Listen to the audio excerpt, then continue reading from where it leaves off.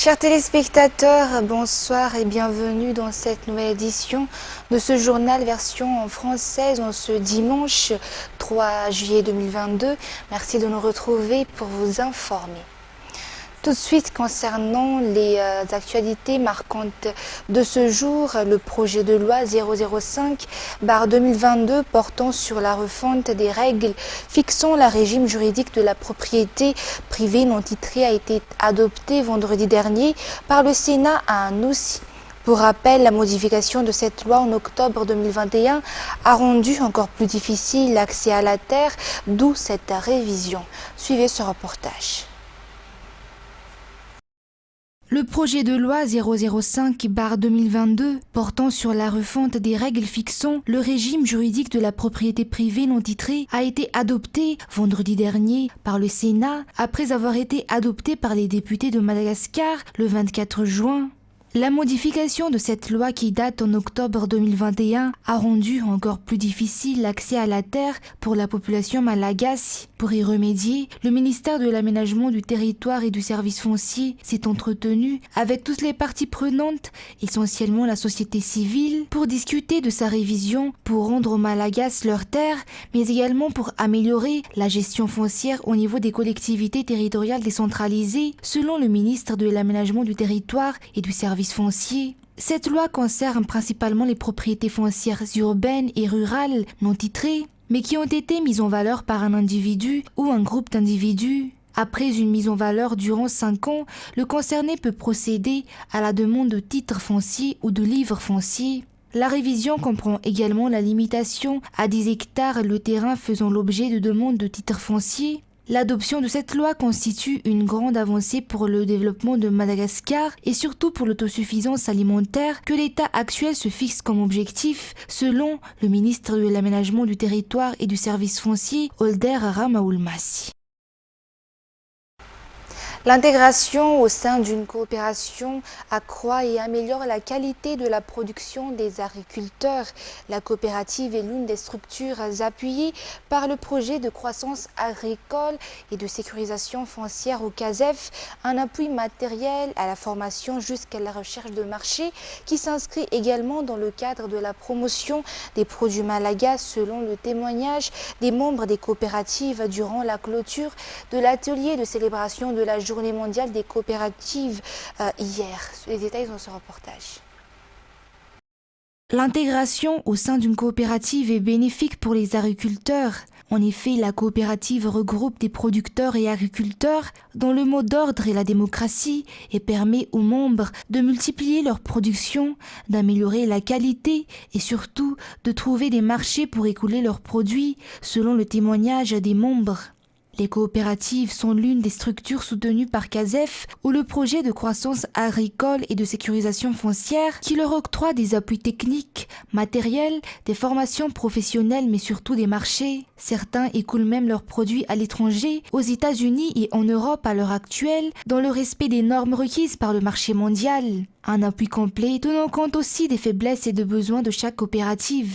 L'atelier de célébration de la Journée mondiale des coopératives s'est achevé hier après 2 jours d'échanges et de partage. Les critiques des opposants sont loin de correspondre à la situation actuelle qui prévaut dans le pays selon le député de Madagascar élu dans le district de Saqqara. L'État actuel réalise énormément en termes d'infrastructures et particulièrement dans le volet social en milieu urbain comme en milieu rural selon les précisions de ce dernier d'après ce reportage de Radu Ramanzatouf sur les images de Secharan Gienassi. C'est grâce au pouvoir actuel que le district de Saqqara a été doté d'écoles et de centres médicaux, selon le député élu dans cette circonscription. Ce dernier juge donc les critiques des opposants inappropriées à la situation actuelle qui prévaut dans le pays. Concernant la sécurité, ce dernier a rapporté que cela a diminué de 70% pour son district. Néanmoins, ce volet nécessite encore beaucoup d'efforts, pour ne citer que l'équipement des forces de l'ordre. Quoi qu'il en soit, cela n'est pas seulement du devoir des autorités, mais également de l'entraide entre la population locale, d'après ses explications.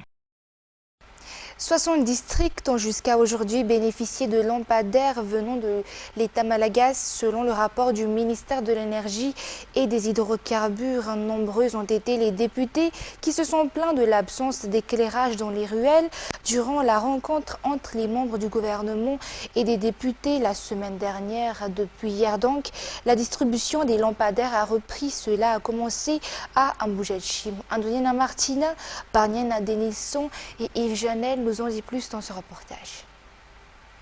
4 communes du district Ambujachi ont bénéficié de la première vague de lampes Cobra pour illuminer les ruelles. À travers leur éclairage, les lampadaires sont également un moyen de lutte contre l'insécurité, d'où les efforts de l'État actuel dans ce sens. La distribution des lampadaires se poursuit actuellement, celles-ci qui sont alimentées par des énergies renouvelables. Jusqu'à présent, 60 districts sur 119 districts ont bénéficié de lampadaires.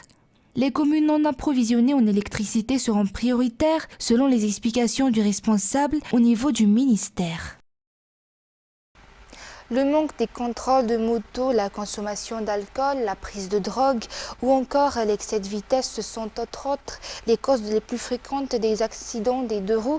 Pour y remédier, l'association des conducteurs des deux roues et la gendarmerie nationale collaborent pour la formation des motocyclistes. Le projet conducteur de moto modèle a également été mis en place, lequel consiste en une formation pour ces derniers. Toujours un reportage de Radraman Zatouf et Barniana Denilson.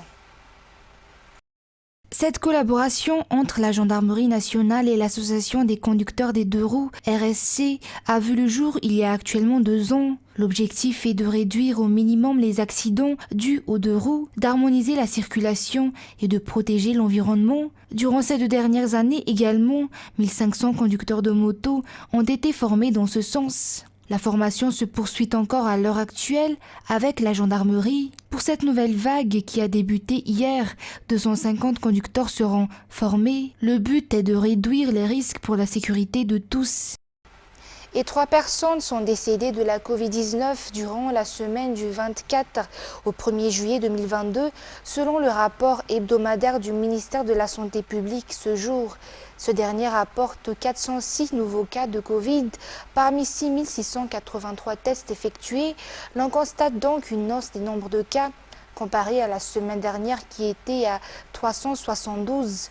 332 parmi ces nouveaux cas sont localisés dans la région Analamang, 28 dans la région Vaknakarach, 15 dans le Vadvav, 11 à Tsnanan, 11 également à Matsiachambun, 4 à Yurumbe.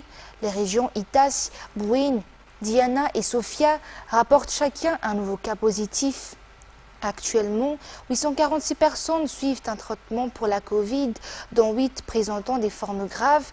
Si 254 patients ont été déclarés guéris de la Covid selon toujours ce bilan hebdomadaire.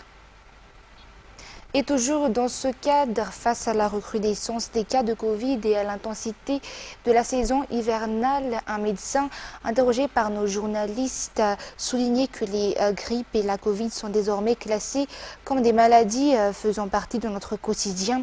Pour y faire face, chacun doit entretenir sa santé, son immunité et par l'alimentation saine et équilibrée, sans relâcher les gestes barrières selon toujours les indications de ce médecin.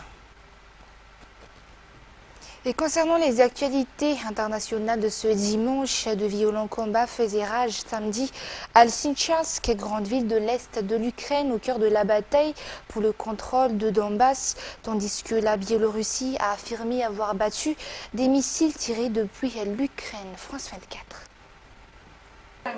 Avant la guerre, ce magasin de Sloviansk vendait des ustensiles de pêche. Il est désormais reconverti en point de ravitaillement pour les soldats ukrainiens qui effectuent des allers-retours vers le front, situé désormais à quelques dizaines de kilomètres à l'est et au nord. Tetiana, une chorégraphe de 43 ans qui s'occupe du lieu, observe au quotidien les effets de la guerre sur les hommes. La première fois qu'un soldat passe, il a un grand sourire, il peut même être timide. La fois suivante, ses yeux sont vides. Il a traversé quelque chose qui l'a rendu différent. Eux se remettent à peine de la bataille de Sieverodonetsk, ville stratégique que l'armée ukrainienne a dû abandonner il y a une semaine face à l'offensive russe.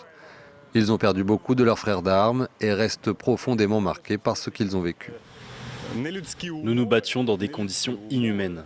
C'est difficile à expliquer. On peut dire que s'il y a un enfer sur Terre, c'était à Sieverodonetsk et Rubichne. Beaucoup n'en sont pas sortis vivants. Les cimetières de la région, comme celui de Sloviansk, se remplissent jour après jour. Là, des soldats enterrent l'un de leurs camarades, âgé de 26 ans. Je ne compte plus ceux que j'ai enterrés, des dizaines, peut-être 100. Ce sont des hommes intelligents, brillants qui s'en vont. Ceux qui pouvaient rendre notre société meilleure. Nous perdons le cœur de la nation.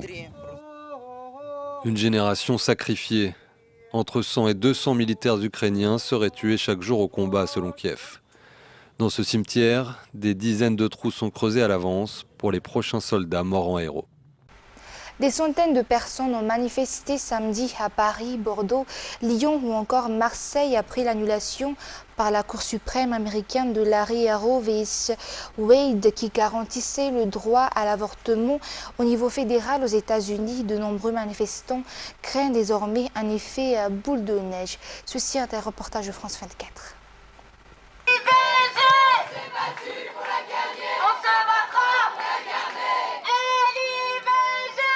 Une fois de plus, elles ont les mains rouge sang et elles brandissent des cintres, symbole des avortements clandestins. Toutes les générations sont réunies, en majorité des jeunes, y compris des hommes. La décision de la Cour suprême américaine a provoqué une onde de choc, notamment en France, où le droit à l'avortement n'est pas inscrit dans le marbre de la Constitution. Il y a une semaine, le groupe Renaissance a déposé une proposition de loi en ce sens. Tant que ça ne sera pas inscrit dans la Constitution, eh bien, il y a de quoi s'inquiéter parce que les droits peuvent toujours régresser. On peut toujours revenir sur des acquis. Les acquis, il faut toujours les protéger. C'est important de se mobiliser aussi en France pour rappeler que c'est un droit et que c'est un droit fondamental et qu'il faut continuer à se mobiliser pour le droit à l'avortement partout dans le monde. Si la France n'est pas les États-Unis, les organisations et collectifs féministes pointent du doigt les positions jugées ambivalentes des députés RN sur l'IVG, députés qui sont désormais 89 à siéger à l'Assemblée nationale. Beaucoup de cadres du RN sont contre l'avortement, même si Marine Le Pen a dit qu'elle ne serait pas contre. Des termes du type avortement de confort sont quand même souvent utilisés et c'est inquiétant pour les années qui arrivent. Oui. Autres inquiétudes, la fermeture de centres IVG ou encore la non-application de la loi Gaillot.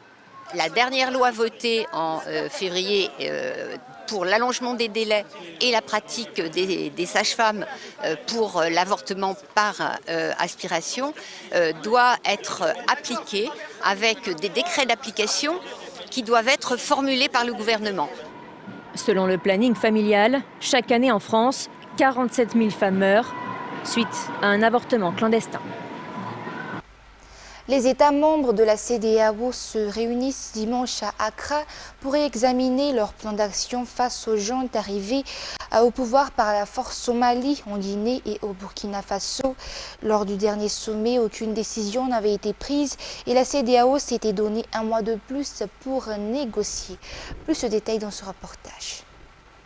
Le 4 juin dernier, les chefs d'État de la CEDEAO n'étaient pas parvenus à s'accorder sur la levée des sanctions en place contre la Guinée, le Burkina Faso, exclu de la CEDEAO, et surtout le Mali sous le coup d'un embargo économique. Alors ce sommet, c'est donc un nouveau rendez-vous à l'issue duquel les chefs d'État de la CEDEAO décideront du sort des trois pays avec en tête l'objectif du retour des civils au pouvoir. Alors ils assoupliront les sanctions à condition que des gages suffisants aient été donnés du côté des pays concernés et en particulier alors le Mali, les autorités maliennes qui ont annoncé mercredi un calendrier électoral fixant une élection présidentielle pour février 2024, un référendum constitutionnel pour mars 2023 et des législatives entre octobre et novembre 2023. Alors c'est un agenda qui est un signal fort mais peut-être pas suffisant. Les pays membres pourront demander d'autres engagements au Mali tels que l'amendement de la loi électorale voté le 17 juin dernier qui ouvre la possibilité d'une candidature militaire à l'élection présidentielle. Alors rares sont les chefs d'État à avoir officialisé leur position pression